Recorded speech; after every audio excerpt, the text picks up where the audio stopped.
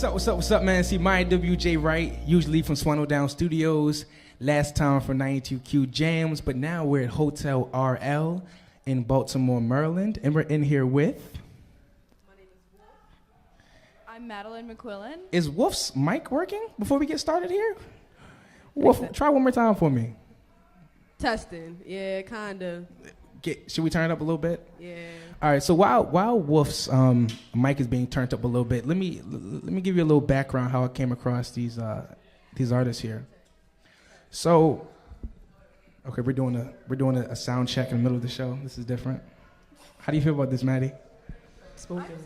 I'm just going with it. Okay. You know. What's the sound quality like out there, Luke? It is good. Okay.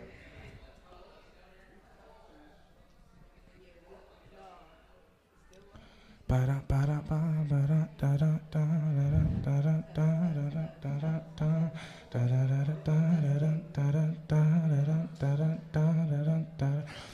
know Howard Stern said never have silence on the air, so I'm just trying to make some kind of noise.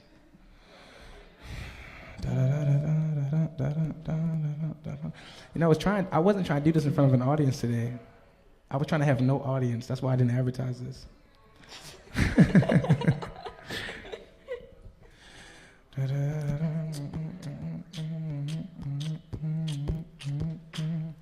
So should I just do the whole intro again, Luke? Yeah. All right. Just to clarify, this is not meant to be like a live thing. You know that, right? Yeah. Oh, okay. All right. So you just got to go with the process. You know what I mean? All right. Yeah, I can't hear That's myself. why I told my friends not to come. Yeah. It's gonna be weird. I told one friend to come, but he's kind of important to the situation. Yeah.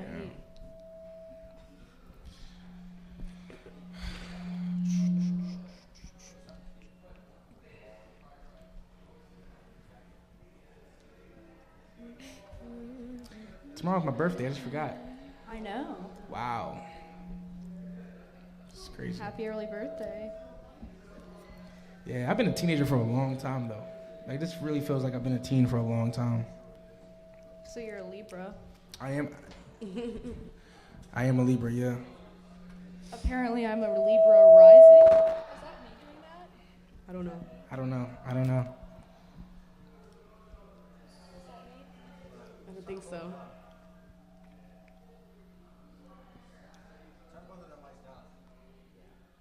Yeah, they're definitely.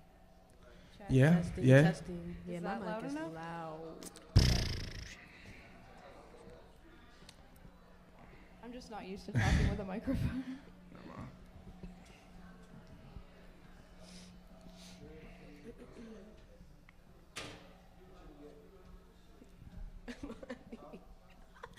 What's up, Matt? That's better? All right. No. I told him, Luke, I said, bro, this is not meant to be a live situation. You know what I mean? Like, so I told him to just, bear through the process. Hello? Oh, that's too much. Hello.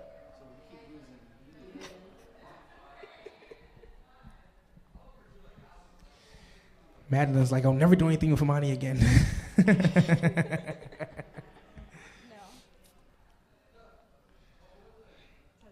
But while we're waiting, can you tell me more about your fashion? Yeah, let me check the sketches out real quick, man.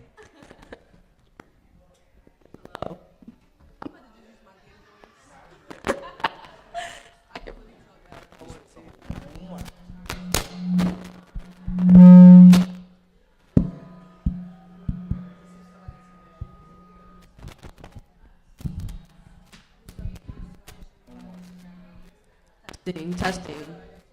Oh, that's the. Testing. I gotta keep it a certain way.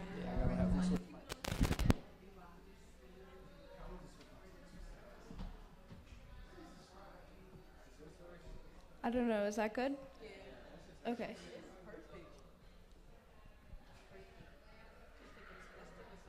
Yeah.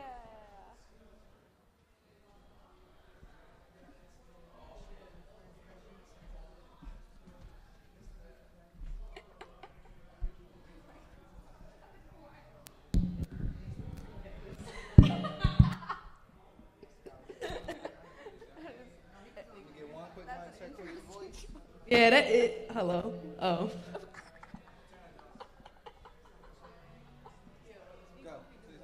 Testing. All right, this is real loud though. It's cool. We can keep it like this. I'm gonna just be low. When you're talking to a microphone, it's hard to find like a happy medium, you know, because you want to project your voice, but you also don't want to yell into it. It's the moment you just talk. Hello. Yeah. So today we're gonna be talking. Okay, so that's the feedback. Slide her chair just a smidgen. To Because the speaker's directly behind you, so it's getting feedback. like that.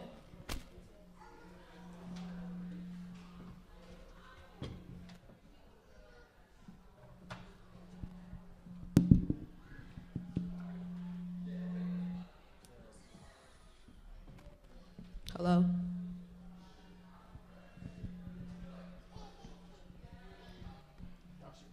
Baby. I know, right? They said we should be good, Luke. Would you hit it on my bread? Are we Would you good? hit it in the backseat of my ride? And I know it's risky, right? No, she hit some kind of note at the show that she doesn't do in the song, right? But I heard the live version before I heard the studio version. So I was like, damn, why didn't she do that note? You know what I'm saying? Was that good? Yo, it was like, I can't sing now, but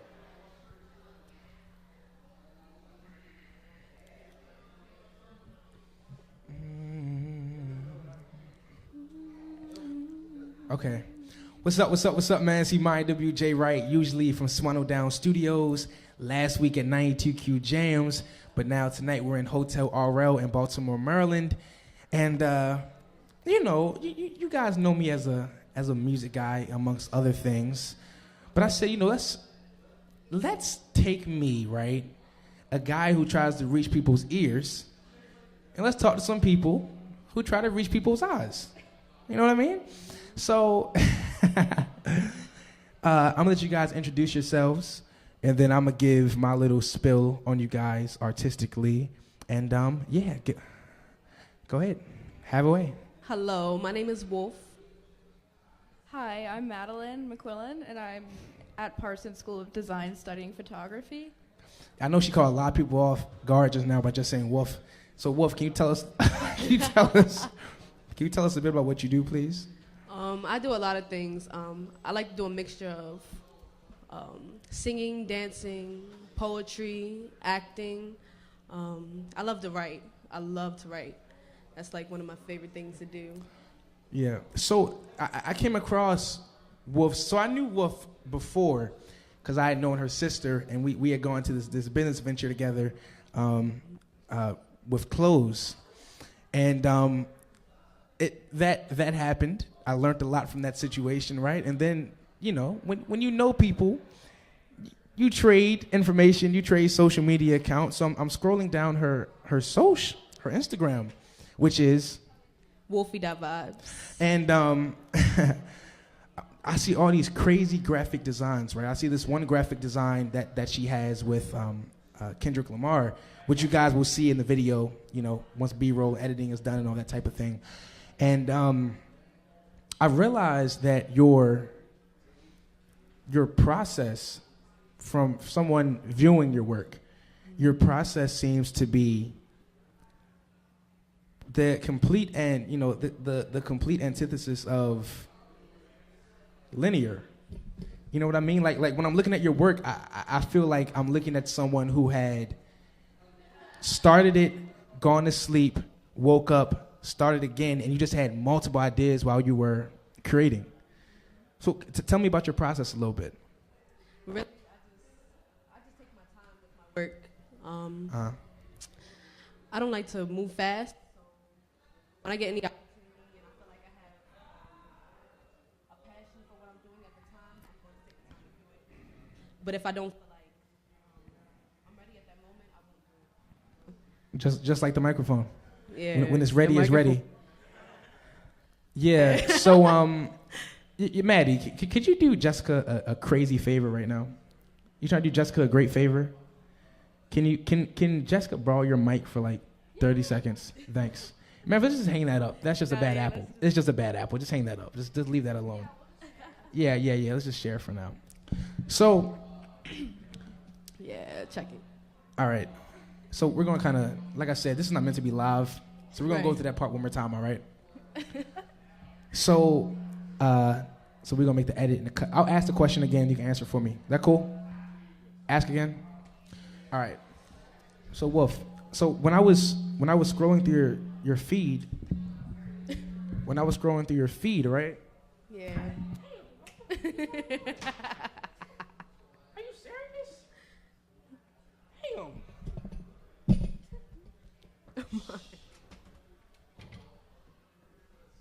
Leave that for the bloopers, bro.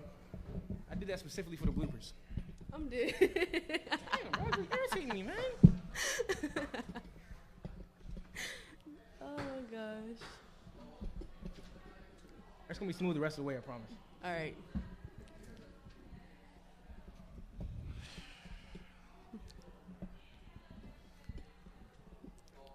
Ready? Yeah, Jessica. So when I look at your work, right, I was looking at your work and I said, well, your process, really, in my opinion, from a viewer, shows your mindset while you were working. Like, for example, I look at some of Maddie's work, for example, right? Mm-hmm. And let me tell you what process let me tell you what vibe I get, and I can be completely wrong. I look at Maddie's work, especially her photography, and I see a lot of like frozen choreography. How's it? That sound real artsy? That sounded artsy, didn't it? I thought about that last night. Like, I think that sounds cool. I see a lot of frozen choreography, right? And I'm like, okay, Maddie thought about this for a week, 2 weeks, a month. And she got all of her ideas together, and she made it happen in one moment. I check out your work, and I'm thinking, okay, yeah, Wolf might have been working on this for 2 weeks, but within that 2 weeks, multiple ideas all came together in this one piece. You know what I mean? I feel like, and we're going to talk to you in a second, but I feel like, Maddie, when you have multiple ideas, I feel like you choose one and you just, boom. But that's what I see as a viewer. So talk to me about your process a little bit.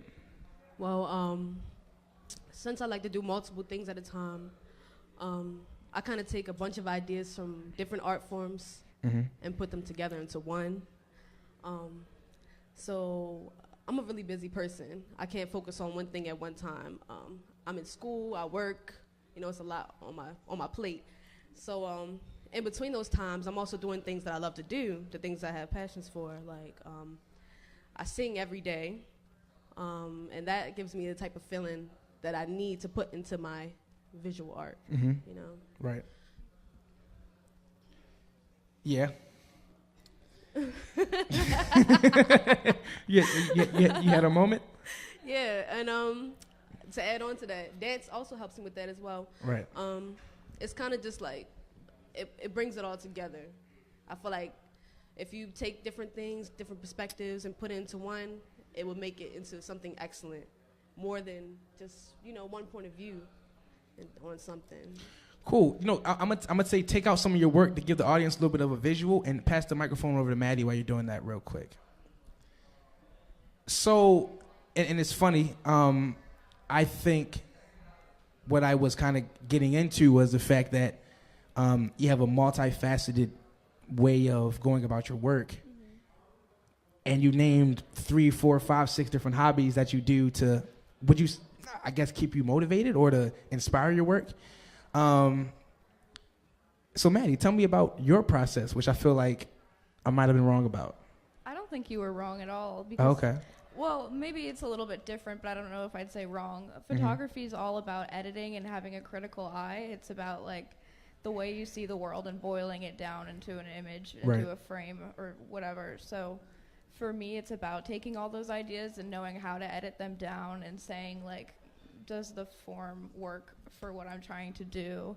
So if I have a lot of ideas, because usually I lead with like the material, physical inspiration of working with the process. So if I'm working in the darkroom, sometimes I get a lot of different like tactile ideas of presentation, but then I have to be selective about what I use, because if there's too much going on, then nothing's important enough, and I need to make sure that every process that I'm using is supporting the idea that I'm trying to explore. Right. But I still try to come in from multiple perspectives, because as far as like when I'm still in the ideas phase, I always try to get source material from a lot of different mediums, like through reading, through my friends' work, who are artists and poets and writers, and collaborating with them, listening to music. And I spend a lot of time in my sketchbook drawing, and I try to draw and write every day and do like stream of consciousness things to help like open up new ideas. I was about to say it would be great if we had a screen showing your work right here, and there actually is a screen, but I'll be better next time. Okay, so that was kind of like the overview. That's kind of like the soft stuff that we're going to put in the beginning and whatnot. But let's really get into the deep internal situation here. So at Swannel Down and at the Baltimore Times, we really host ourselves in the propelling of the environment, right? So not just the community around us, but really just the worldly community. You know what I mean? The propelling and the advancement of people, period. And at Swannel Down, we hone in on virtuosity, idealism, and progression. And I say that to say this. Last episode, we had spoken to Steph Schemes, and he's a guy who had moved from Cincinnati, right, to Baltimore by himself, no real plan, no type of real preparation, and he's taken on somewhat of a big position.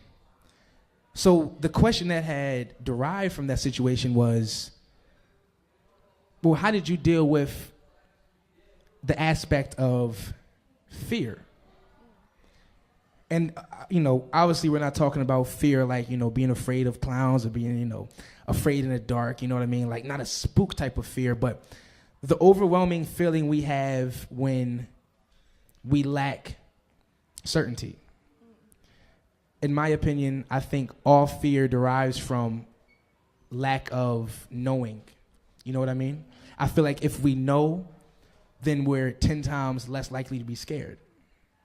So for you, Maddie, for example, someone who's uprooted yourself and moved from Baltimore to New York, in a fashion area, what type of mental and emotional battles do you have? Regarding fear? Regarding fear and regarding, I guess, self-confidence of your work and just confidence of yourself, period. I feel like I was lucky enough to go into college feeling prepared and feeling confident in myself and my work. And my peers are there to critique me and to help me get better. So I wasn't really afraid of messing up or anything. Honestly, I just knew, like, making a mistake is usually what I'm the most afraid of doing. And I've been Define a mistake in your world. Like in my art, like if it looks bad and people hate it, but then it's just about not really caring what people think, especially because some of the art that I make is controversial, so people don't like it, and knowing that I won't please everybody is actually really soothing, and knowing that like not everybody is going to react to the work in the same way is really interesting too. So like if you open yourself up to making mistakes within the process of making art and doing things that you don't like, or maybe it doesn't come out the perfect way, you can always learn something from that, not just in not how to do it again, but maybe like accepting the product and taking it in a different direction. Now, Maddie, I hear you. Now, I always hear people say, and even I as an artist, as a musician myself, I say, well, it's cool when everyone doesn't like what I do. And I know we kind of say that to ourselves, as I would say for me, like a coping mechanism, you know what I mean? But in reality, like I can tell you for me, for example, I try to stay away from YouTube, like looking at the likes and the dislikes. I try to stay away from looking at, no, I always look at comments, you know what I mean? I always look at comments. Let me stop. I always look at comments. But really to find yourself in a place where you say, okay, everyone's not going to enjoy this, it's really tough. It's not an easy place to be at, I don't think. It is really tough, but art is so subjective that it's like, I'm so okay with people not liking it or not understanding it. And also, I think if you're bringing up something that's important or something that's new, there are bound to be people who don't like it, and that means that it's working. Is it working, or is it possibly just a bad idea? Well, I don't know. That's hard to say because I don't know how to answer that question. I have to think about it a little more. What do you think, Wolf? What do you think about the whole? What is your take on the whole? Everyone won't like it, and of course, when we say everyone, we know there's 7.5 billion people in the world. Right. So not, you know what I mean. Not everyone everyone will like it, but a majority, minority type thing. So to me, it kind of helps me realize what more do I have to bring to the table. What do I have to add? What would bring, more attention to my work? How to switch it up, do something different. Maybe you have to, create something different to get different audience attention. It's not always about having the same, staying the same. I like to switch up my work. So, okay, maybe I lost you there a little bit. So you're saying that you switch up your work if what? Because of what? I really lost you. I'm sorry. It's okay. I feel like fear to me is like my motivation. Okay. It's a motivation for people to understand you in a deeper level. I don't know how to put it in words, really. So you would, I guess you attack fear then. I do, honestly. I really don't know how I do it. So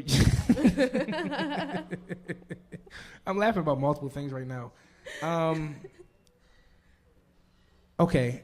Well, yeah, you have an answer? A little bit of an answer. Right. So I think when someone doesn't like your work, you have to think about where they're coming from. Do they not understand what you're trying to convey, or is it that they actually are saying, like, from an artistic perspective, you're not doing it well? And so then you have to take it either as constructive criticism and listen to what they're saying, but if it's not constructive and it's just coming from a place of, like, not understanding, then you have to evaluate and say, like, oh, well, should I do more to accommodate this audience, or do I not need to accommodate this audience? Like, you kind of have to decide a little bit, like, how you want the conversation with your work to go. Here's something I struggle with, and I know a lot of artists struggle with. Do you ever find yourself making changes to something that you like because you think the public might like something a little better? No. Never?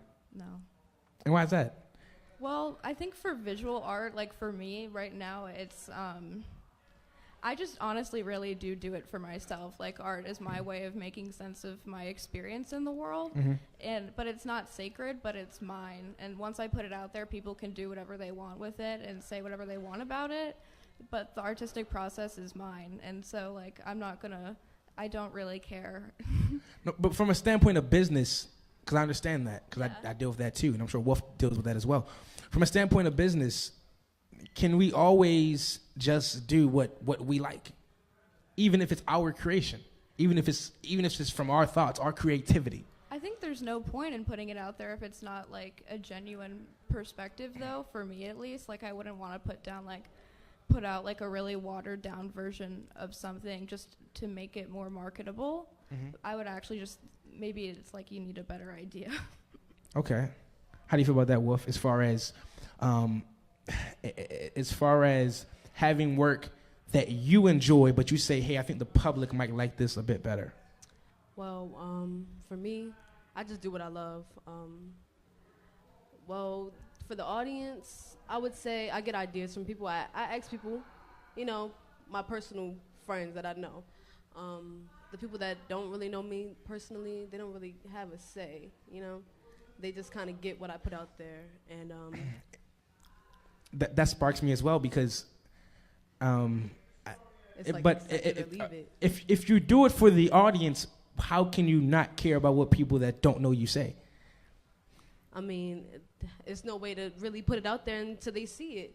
When more of my work goes out, they will see me progress, and I will take those comments, that you were saying, and those likes or dislikes, mm-hmm. take that in consideration, and see what I personally want to change within myself, not what anybody else says. So being a visual artist, do you ever So let me say this, for example, right? So right now what we're trying to do is, this whole series is really geared towards people ages like 18 to 32. So when I'm speaking to you, when I'm speaking to, you know, Wolf, and when I'm speaking to Maddie here, don't just take in just us right here, right now. Know that there's going to be literally thousands of people watching your answers in the near future. You know what I mean? So when I say that to say this, when you're answering, think about the kid that's 18 10 years from now, the kid that's 8 right now. It's going to be 18 10 years from now, right? And speak for them and kind of like give them advice right now through your experience. You know what I mean? Just kind of give them advice through your experience, man. So I ask you this. What are your points in which you're about to stop or quit? I know we all have that point. And what is that one thing that always brings you back to what you do and to what you love? I'll ask Maddie first.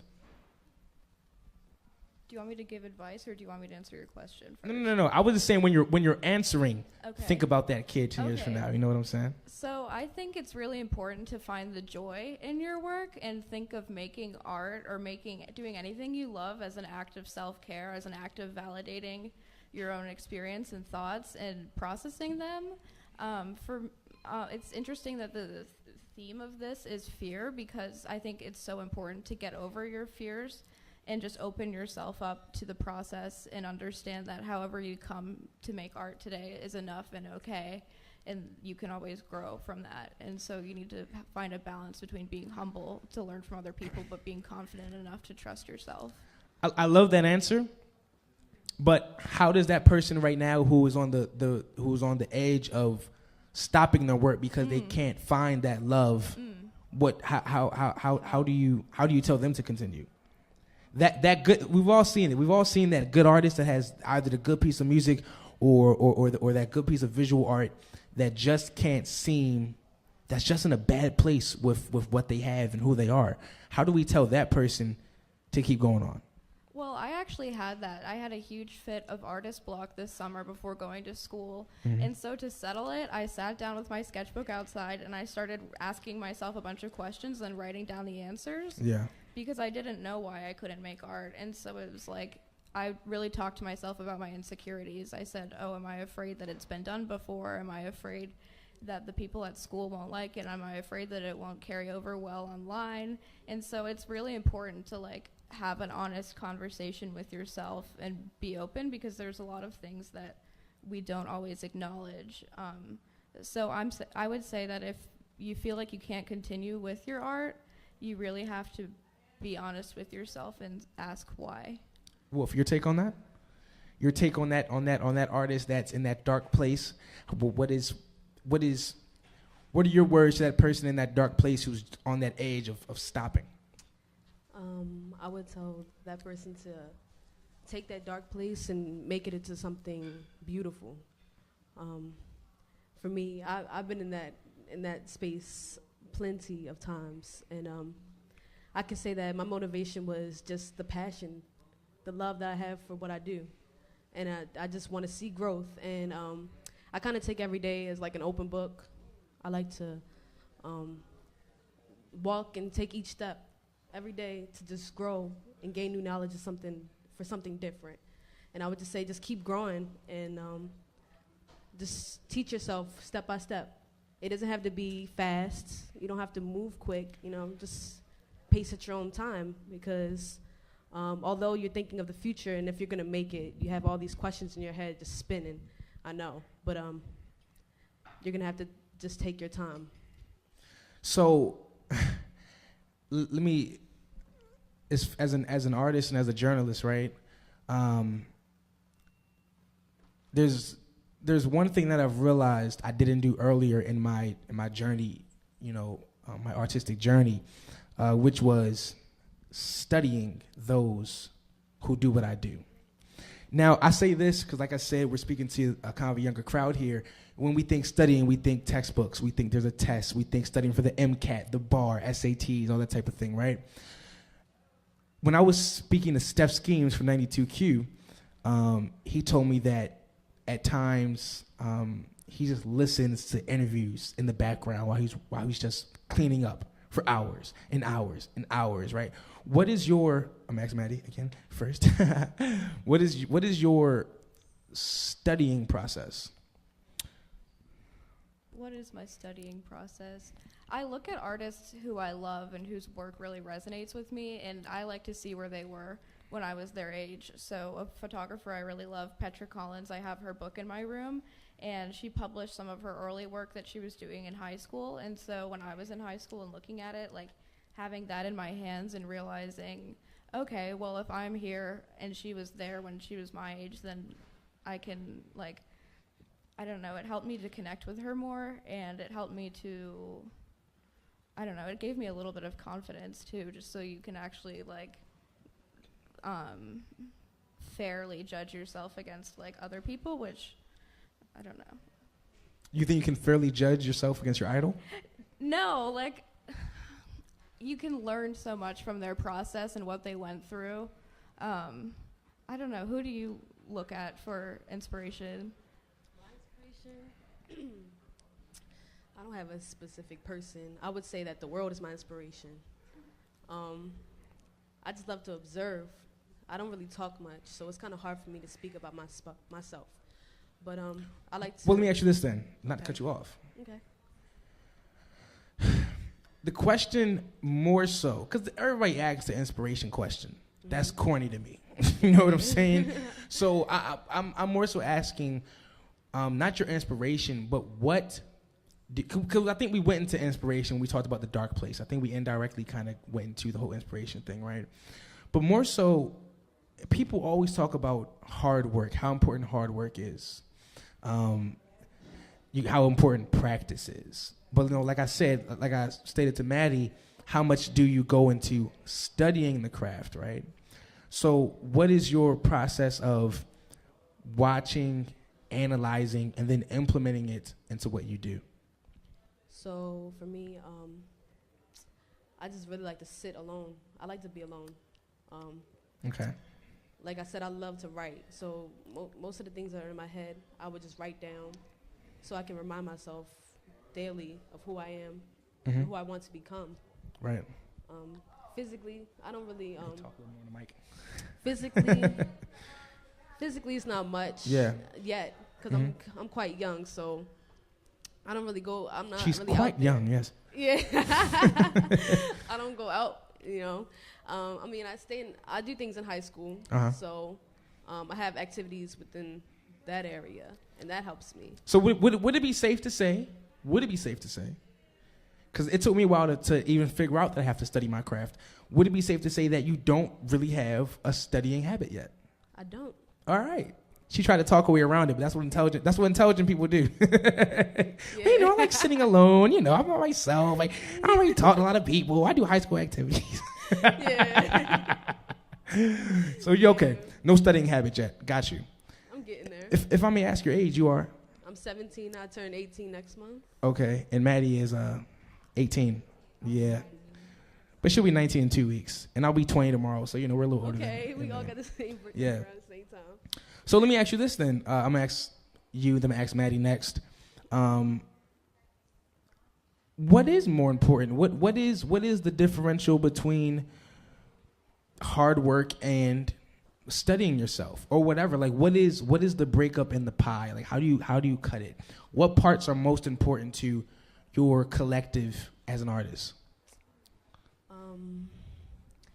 Well, studying for me is just getting to know it more, being comfortable. That's my goal. I just want to be comfortable in what I'm doing and know that I know it to the point where I could just, when someone asks me, I could just do it and not have a problem, you know, and have them want to do it. Meaning what? Have them want to do it, meaning what? I mean, anything. I could be from drawing, from just, you know, speaking. I don't know. That's funny. You're kind of so you wish to inspire. Yes. That's funny because I was waiting for one of you guys to say that. I was like, it's cool. I was like, yeah, we've spoken about many, many different aspects, but I haven't heard one of you guys say you want to inspire yet. But I know you do. But I know you want to inspire. Yeah. So the goal is to inspire. Yes. Perfect. Baltimore Times gonna love that one, Luke. That's the soundbite from this whole interview. I want to inspire. Maddie, just talk to us for a second. Okay. Well, so you were saying, like, how does the research and the studying connect to the art, and where does that stop? Yeah. I feel like it never stops because as an artist or as a person in the world, you should be like a sponge trying to absorb your environment and trying to take in as much as you can and take as much as you can from the resources around you. And so I think such a crucial part of the artistic process is engaging with other art that other people are making so you can be aware of the culture that's happening. And it's so important to be aware of the culture that you come from, what artists' shoulders you stand on.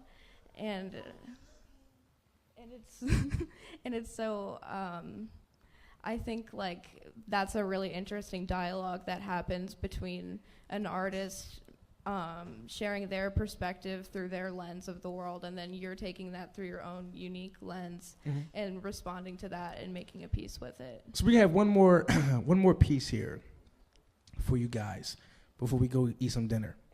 You guys both bought pieces of art, correct? Yes. So can you guys both take your art out, and I'm going to tell you what the next aspect is going to be first, and I'm going to talk a little bit to the camera about the series. You guys go get your art real quick. Just one piece. You guys both just bring out one piece.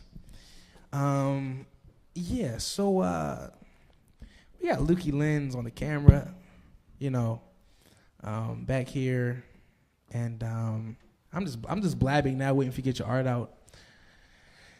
Lukey.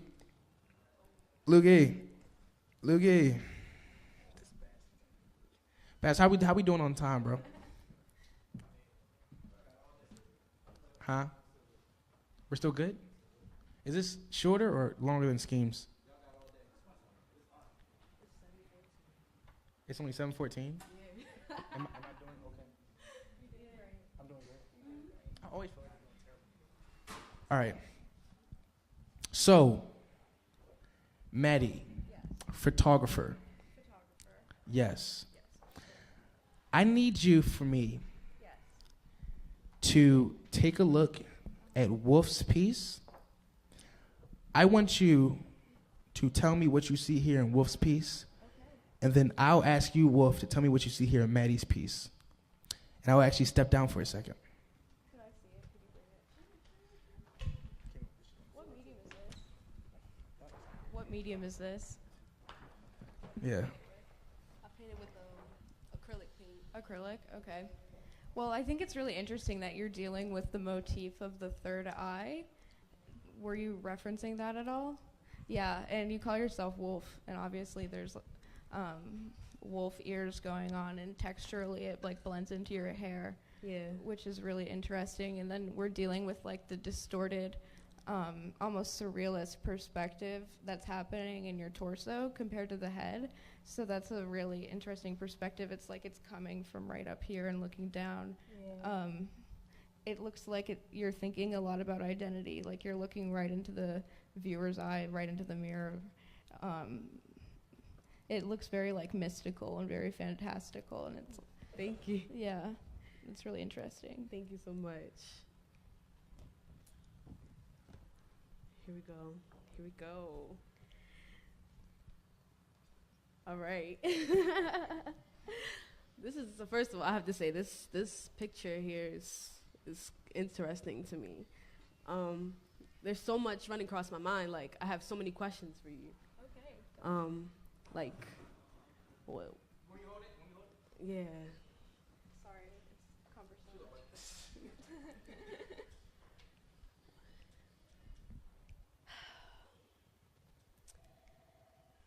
So what was your idea?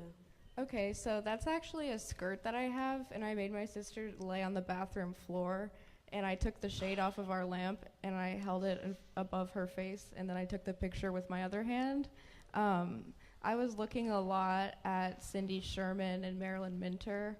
Marilyn Minter is a photographer who does a lot with like beautiful but also grotesque detailing and imagery, and Cindy Sherman does a lot with concealing the identity. And so this was just a piece that's kind of more of like it feels like a dream to me. That's kind of what I wanted to do with it. Okay. The gaze is like meant to kind of hold you, but it's also, she's veiled, she's covered, you don't really know. Yeah, so, you know, I'm into photography too, so I feel like every picture has a story. What's your story behind this? I actually did not create a story for this, and I pulled it out because I almost always work in series. That's how I work. I love creating an arc and a story, and usually I work a lot in like diptychs or triptychs, which means like 2 pictures together or 3 pictures together. Right. But this is one of my only images that actually stands alone and doesn't really belong in a group. I didn't really assign a narrative to it when I was making it, but I like that it's kind of open-ended and deals with a lot of universal things, so people could take what they want from it. So if you can put like one word, emotion or a feeling, what would you say? I don't know. I think it's almost like the gaze is really challenging, but it's also so soft and pale.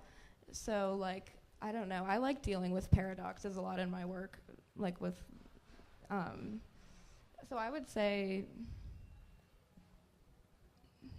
stare down.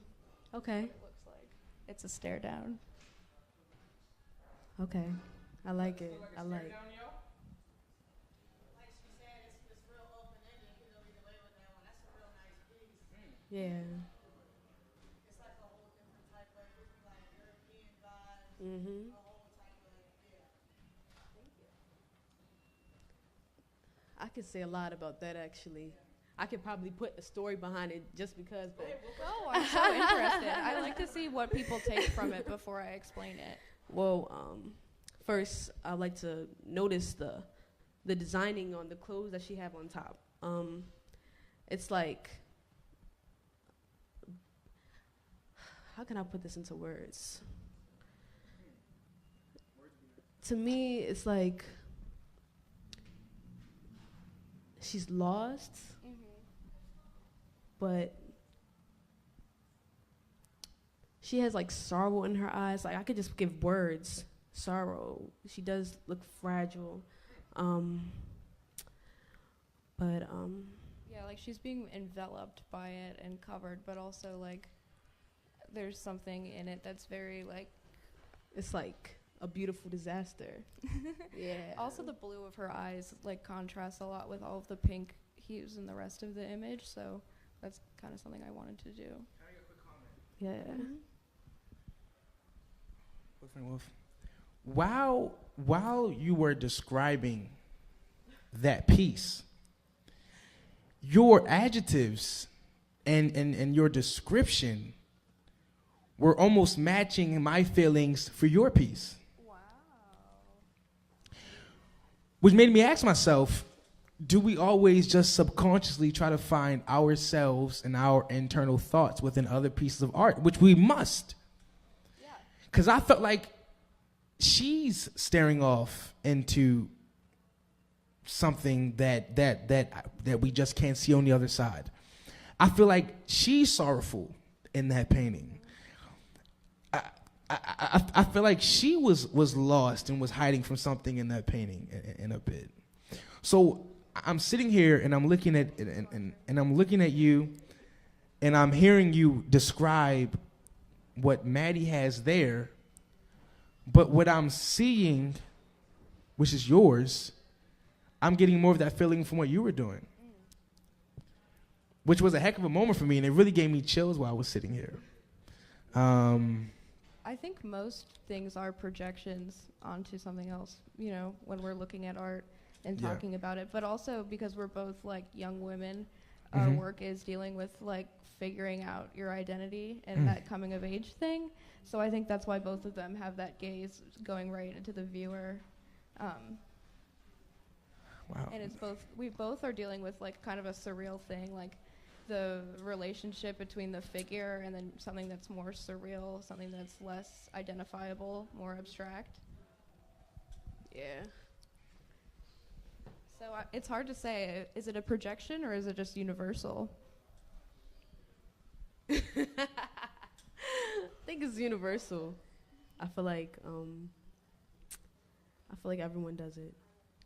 I think it's an everybody thing, obviously, because we're all thinking about it. I'm pretty sure you guys are agreeing to this. So it's also really fascinating because if you look at a lot of famous artists when they were young and look at their self-portraits, it's really interesting because I find that it's almost like the physical act of drawing yourself is kind of about finding out who you are. And like when you look at your face, it's kind of a chance to meditate on yourself. So I actually like for a while did self-portraits every night at the end of the day, and the way that they would come out were always really different. So that was a way to like check how I viewed myself.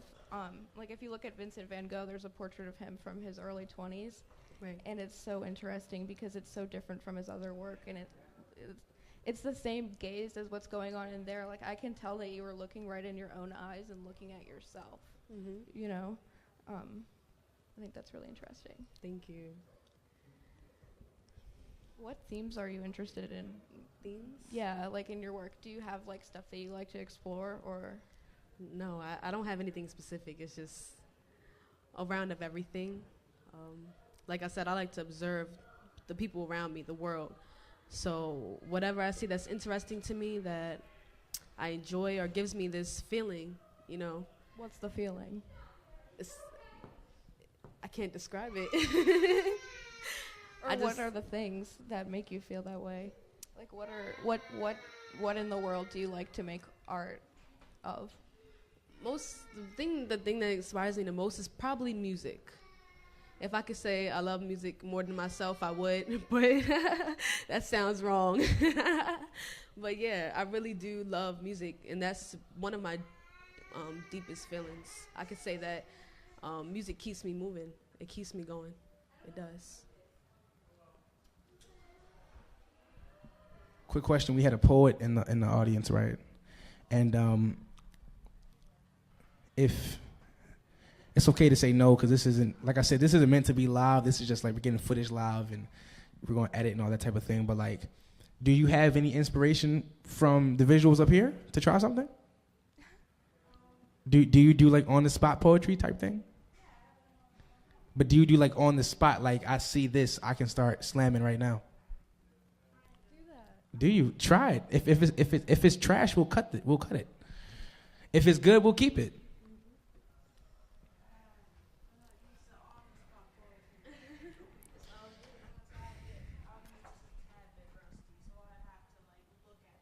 You don't gotta explain anything to me. So do I just do on the spot? Do whatever you want to do, man. Do whatever you want to do. Okay, because I actually love music. My stage name is actually Asteria. It means it's either Asteria or Estrella. I'm Salvadorian, Jamaican, and Chinese. So I have a lot of different cultures in my life, and this is actually first before I start slamming. 'Cause I know how to slam actually. With like I had to look around the room. But first I wanted to like introduce like one of my favorite poems I've ever wrote, and it's about my first crush, my first love. And sometimes it makes me cry, so please forgive me if it does. When you smile, the sun comes out to play. When you laugh, it always makes my day.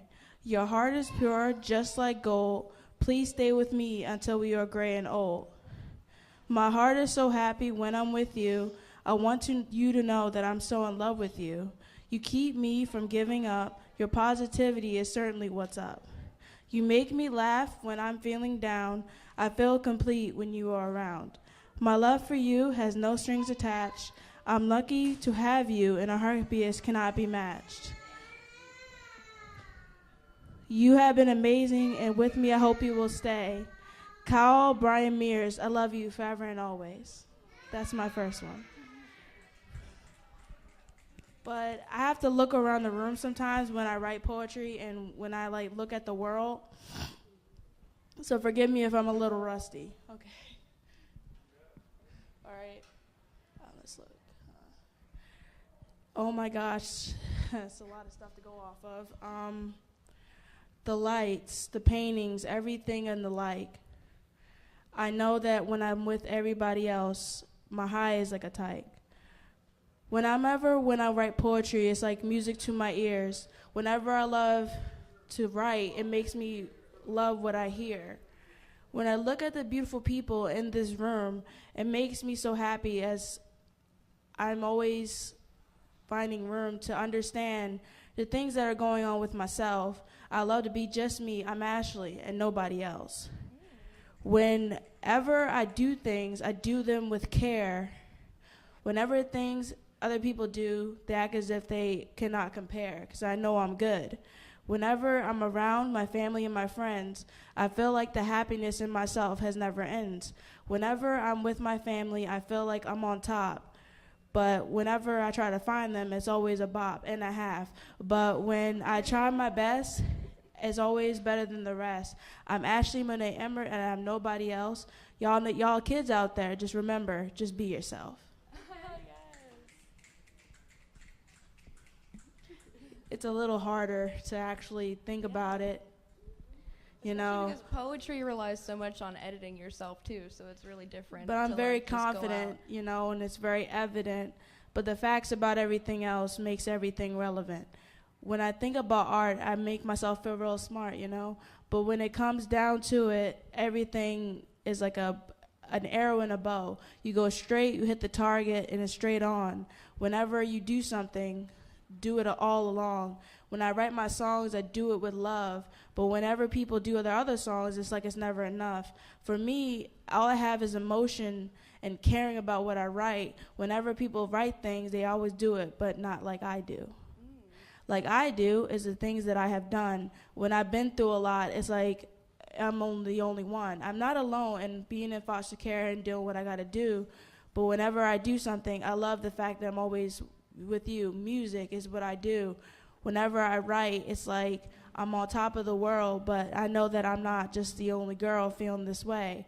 But I know that when I look at it every day as another day that you have to do something in this world. But when you think about it, you're not the only girl. When I look at these poems and look at these like beautiful paints and whatever the way that y'all do, I look at it and I know I can see a little bit of you in these paintings.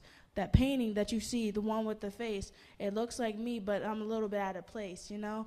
And the poem, the picture I see here is so beautiful and artistic and sweet. It makes me feel like I'm eating a mango, and those things are sweet to eat. Yeah, I love that simile. That was beautiful.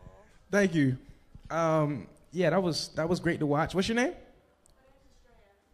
All right. Okay, sure. We're gonna get your info after the show, all right? So we're gonna make sure we get a good ending here. How'd you guys feel about the whole process? Were you nervous at all?